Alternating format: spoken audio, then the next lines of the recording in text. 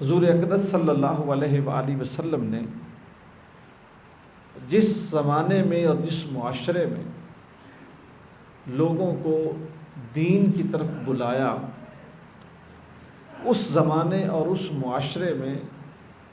تبلیغ کے لیے جو سب سے بڑا پہلو ضروری تھا وہ یہ تھا کہ صبر کے ساتھ تکلیفوں کو برداشت کرنا اور لوگوں کو دعوت دیتے رہنا، کیونکہ وہ لوگ اللہ کے وجود کے ہی منکر تھے، اور جو اخلاقی رذالتیں ان میں پائی جاتی تھیں، شراب پیتے تھے تو جرم ہی نہیں سمجھتے تھے، قتل کرتے تھے تو قتل کرنا فخر سمجھتے تھے، ان کی شان تھا، اور وہ فخر سے کہتے تھے میں نے اتنے لوگوں کو قتل کیا ہے، میں اتنے لوگوں کا قاتل ہوں۔ وہ اگر زنا کرتے تھے تو بڑا ان کو مان تھا اس بات کے اوپر کہ میں نے اتنی خواتین کی عزت کو برباد کیا ہے، جے کہ وہ شرمندہ ہوتے، شرمندگی کی بجائے وہ فخر کرتے تھے۔ نبی کریم صلی اللہ علیہ وآلہ وسلم نے ایسے لوگوں کو راہ راست پہ لانے کا بیڑا اٹھایا اور ایک ایسے معلم بنے کہ آنے والے لوگوں کے لیے حضور نے جو اسوہ چھوڑا اس سے خوبصورت مثال ہی کوئی نہیں۔ ایک جوان ایک بار حضور کی مجلس میں آیا، اس کی جوانی بھرپور جوانی تھی اور عرب کا جوان تھا، اس نے حضور کی زیارت کی، حضور کی تعلیم سنی، حضور کی باتیں سنی، حضور کا لہجہ دیکھا، تو اس نے کہا یا رسول اللہ صلی اللہ علیہ وسلم میں یہ چاہتا ہوں کہ میں آپ کے اسلام کو قبول کر لوں،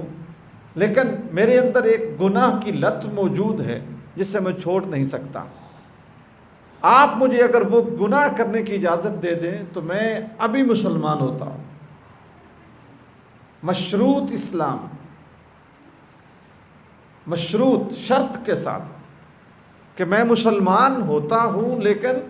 اس ایک گناہ کی اجازت مل جائے۔ یہ جو میں نے مشروط اسلام کا لفظ بولا ہے یہ آج کے زمانے میں بڑا عام ہے۔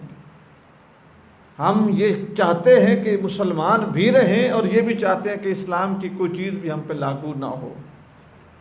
نام مسلمانوں والا رہے لیکن پریکٹیکلی اور عملی طور پر اسلام بھی ہماری زندگی میں نظر نہ آئے۔ اس نے کہا میں ساری چیزیں کرتا ہوں، مجھے ایک گناہ کی اجازت دے دیں۔ اب سید دو عالم صلی اللہ علیہ وآلہ وسلم کی برداشت، حضور کی تربیت، حضور کا ظرف، حضور کا حوصلہ، آپ دیکھیں میرے محبوب اس سے گناہ کے متعلق بات سن رہے ہیں اور بڑے سکون سے سن رہے ہیں۔ وہ شخص کہتا ہے اللہ کے رسول میں زنا نہیں چھوڑ سکتا، مسلمان ہوتا ہوں، مجھے زنا کی اجازت دی جائے۔ اس رسول سے زنا کی اجازت مانگ رہا ہے جو رسول خواتین کی عزت کا پہرے دار ہے۔ نبی کریم صلی اللہ علیہ وسلم نے اس کی بات سنی تو حضور کو تکلیف ہوئی، جلال آیا، چہرہ حضور کا سرخ ہو گیا، لیکن اسے جواب کوئی نہیں دیا۔ حضرت عمر بن خطاب رضی اللہ تعالیٰ عنہ مجلس میں بیٹھے تھے، انہوں نے اس شخص کو کاندھے سے پکڑ لیا، حضور کے احوال دیکھ کے اسے پکڑ لیا کاندھے سے، چاہتے کیا تھے کہ میں اس کو پیچھے کروں اور میں اس کی عقل جو ہے اس کو ٹھیک کروں کہ تم رسول خدا سے اس ظلم کی اجازت مانگ رہے ہو۔ نبی کریم صلی اللہ علیہ وسلم نے ان کا ہاتھ پیچھے کیا اور اپنا دست مبارک اس شخص کی پیٹھ پہ رکھ کے حضور اسے سمجھانے لگ گئے۔ اتنی محبت سے کوئی سگا باپ بھی اپنے بیٹے کو نہیں سمجھاتا، یہ شفقت کوئی بڑا بھائی اپنے چھوٹے بھائی کے ساتھ بھی نہیں کرتا۔ شاید یہ رحمت اور رفت کی مثال کوئی ماں اپنی اولاد کے لیے بھی پیش نہ کر سکے۔ حضور نے ہاتھ رکھا اور اس سے کہا مجھے اتنا تو بتاؤ، جس گناہ کی تم اجازت مانگ رہے ہو کیا تم پسند کرتے ہو کہ یہی ظلم کوئی شخص تمہاری ماں کے ساتھ کرے؟ وہ عرب تھا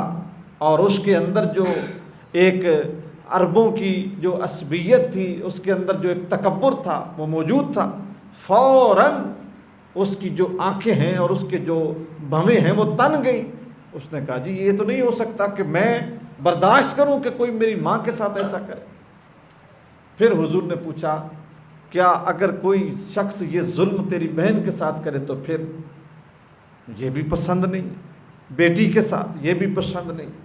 تو سرکار دو عالم صلی اللہ علیہ وآلہ وسلم کا انداز تربیت دیکھیے اور حضور کی محبت دیکھیے کہ تھوڑی دیر پہلے جو شخص اتنے بڑے جرم کی اجازت مانگ رہا ہے کس حکمت عملی سے حضور اس کو سمجھا رہے ہیں. اور اب اگلی بات سنیے، جب حضور ساری بات کر چکے تو میرے محبوب نے ارشاد فرمایا تم جن کے ساتھ یہ ظلم کرنے کی اجازت مانگ رہے ہو کیا ان کا کسی کے ساتھ ماں بہن بیٹی کا رشتہ نہیں ہوگا؟ اور فرمایا اسلام میں ہر عورت جو عمر میں تم سے بڑی ہے اس کا درجہ تمہارے نزدیک تیری ماں جیسا ہے، جو تیرے برابر ہے اس کا درجہ تیری بہن جیسا ہے، اور جو تم سے چھوٹی ہے اس کا درجہ تیری بیٹی جیسا ہے. اگر تم اپنی بیٹی بہن اور ماں کے ساتھ یہ ظلم پسند نہیں کرتے تو کسی اور کے ساتھ بھی نہ کرو. حضور سمجھا رہے تھے، اس شخص کی آنکھیں برس رہی تھیں اور وہ میرے محبوب کریم صلی اللہ علیہ وآلہ وسلم کے دامن رحمت میں ہاتھ حضور کے ہاتھ میں دے کے لا الہ الا اللہ محمد الرسول اللہ پڑھ رہا. یہ تعلیم ہے.